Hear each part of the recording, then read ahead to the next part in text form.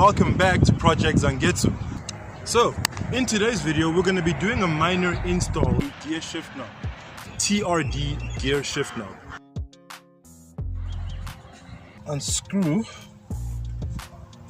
and there we go, easy peasy, Bob's your uncle. Place onto the shift lever first, and then you basically finesse the shifter onto it.